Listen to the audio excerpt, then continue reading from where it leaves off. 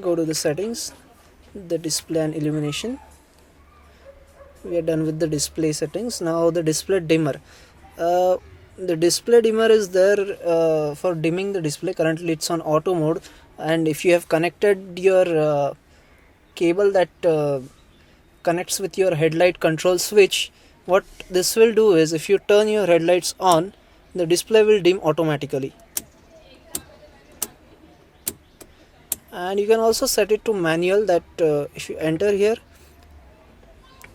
the display dimmer, it's manual 1, it's a bit dim, not the brightest. Manual 2 is even darker than that, and the off will switch the dimmer off and set it to the full brightness. So for now we'll keep it to auto. It's auto. Then this is the illumination dimmer, that is the keys. This is again the same, manual 1, manual 2 and off. This also works with the headlight control switch. So it works in coordination with your headlight switch. Now the lights are on, so the display and keys are dimmed, and as I turn the lights off, it will come back to the full brightness. Now we go, I guess we have gone through all the settings here. We hit the back button again one more time, and here we have the demo mode.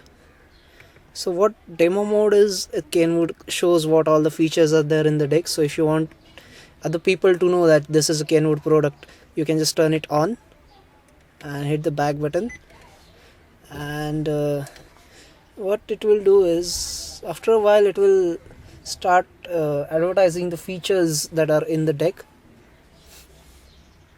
So you can just switch that off.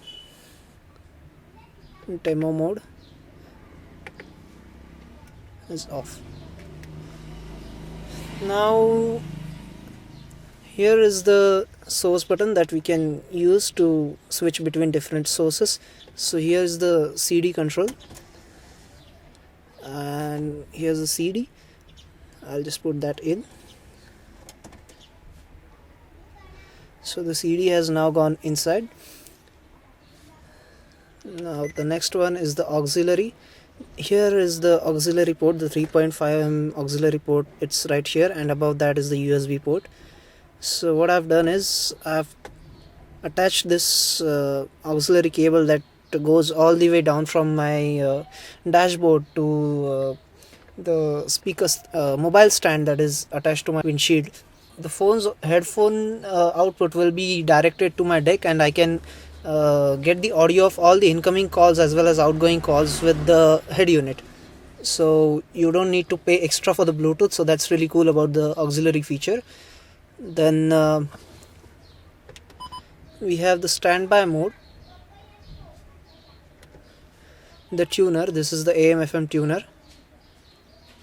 So here we have FM1, and in FM1 we have 1, 2, 3, 4, 5 and 6 channels. Then we switch to FM2. Again we have 1, 2, 3, 4, 5, 6 channels. This is the FM3. Then again 6 channels for FM3 and the AM. So there are total 18 presets for the FM, and 1, 2, 3, 4, 5, 6 presets for the AM. Then we go to the USB. Now to search a song or select a track from your list, what you can do is, there is a direct search button here. So you can just hit the search button. It will take you to music search, and this is now the file name. You can just scroll through the list, or to exit a folder and come back to its upper folder, you can hit the back button. This is the back button. So here is a list of all the folders. To enter a folder, just simply enter it, the remix DJ Lemon, it says no music is in that folder. We'll go to others. Okay, so there's no music in these folders right now. So you can actually scroll through all the folders here, and it's pretty responsive. And just select track and hit enter, and it will start playing that.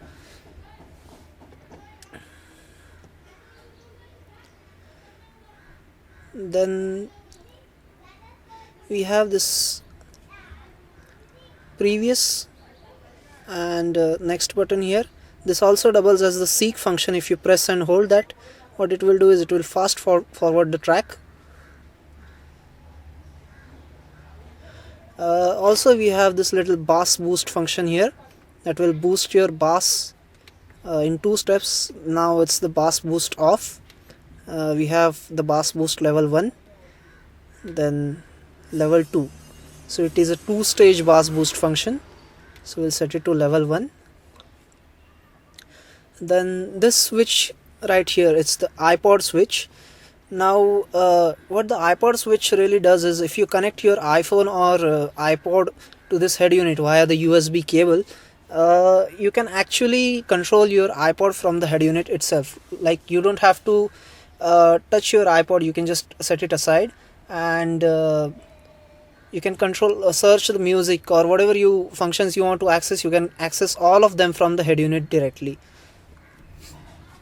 Now this button here is the attenuation control. What this is actually, you can half mute the sound. Like if you have an incoming call and you just want to very fast decrease the volume, you can't do that. So with the attenuation control you can half mute it actually, and it will just show that the attenuation is on and the display will blink. And if you switch it off, it will say attenuation off, and the sound will come up again. And there are some actually additional functions that are into this deck. For accessing those functions, you need to put it to standby mode. So now here in the standby mode, if you press the volume knob, it will take you the functions which are not accessible in any other source. So these can be accessed only through the standby mode. Hit the enter button. This is the display. These can be accessed. These are the initial settings. Now this is the preset type. Then I will switch it to normal. Then this is the key beep. You can turn the key beep on and off.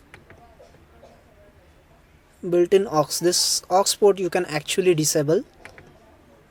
So I'll keep it on. This is on and off. So I'll keep it on.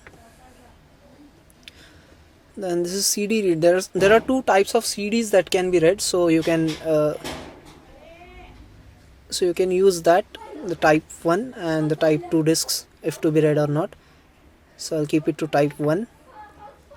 Then here's the switch pre-out settings. That there are 2 sets of pre-outs in the rear of this head unit. Each one is 2 volt maximum output. So the second one you can switch from rear to subwoofer. I have a subwoofer attached, so currently I am setting it to subwoofer, or it can be switched to rear. Now this function right here lets you select the types of speakers you have installed in your car. So if you just hit the speaker select button, currently it's on, you can just change it to 5x4. Then if you have 6x9s or 6 inches speakers installed, you can select that as well. OEM, that is the original equipment manufacturer, those come with the car. So currently I don't want to have, and depending on these, the preset curves are actually tuned. So right now I'll keep it to off because I want it to be totally flat. Okay, and here you can upgrade the firmware of the device. I mean, now it's running the version 2.30. If you go to Kenwood's support website, there are the firmware upgrades available for this. Now it's currently on the newest version. All you have to do is put that firmware file into your USB drive and just select the media and hit enter button. It will update your firmware.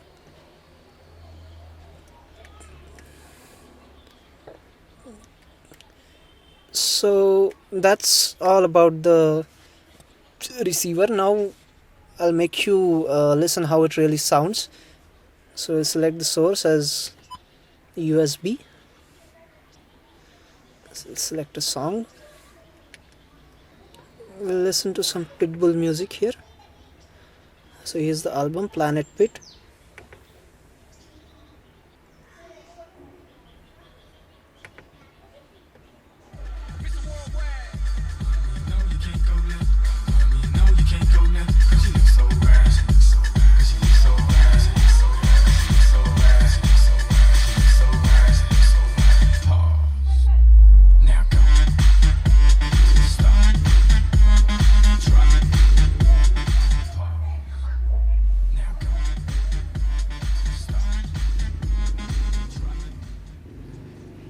So that's all about the Kenwood receiver DPX U5120.